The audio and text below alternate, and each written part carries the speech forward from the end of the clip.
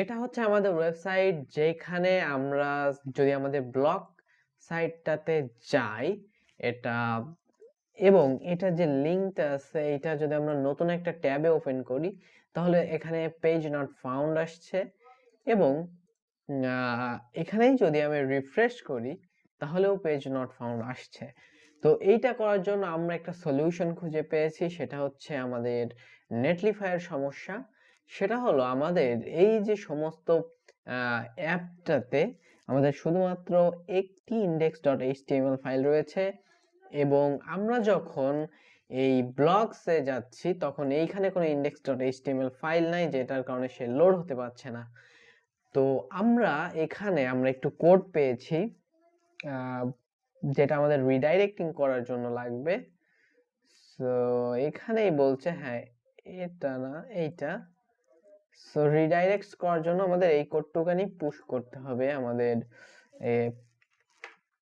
একটা ফাইলে। সো ফাইলটা আমাদের একেবারে রুট ফাইলে তৈরি করতে হবে, এবং সেটা হচ্ছে netlify.toml, and এটার ভিতরে আমরা পেস্ট করে দিলাম and সেভ। তারপরে git add git commit dash message solve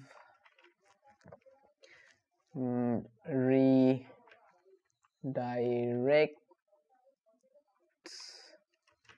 problem git push। and আমরা যখন এটাকে পুশ করে দিব তখন আমরা নেটলিফাইতে যাব, এবং এখানে আমাদের বিল্ডিং চলছে। সো এটা পাবলিশ হওয়ার পরেই আমরা মূলত আমাদের সাইটটাকে এবার দেখব যে প্রবলেমটা সলভ হইল কিনা। এখনো বিল্ডিং চলছে, আমরা কিছুক্ষণ ওয়েট করি।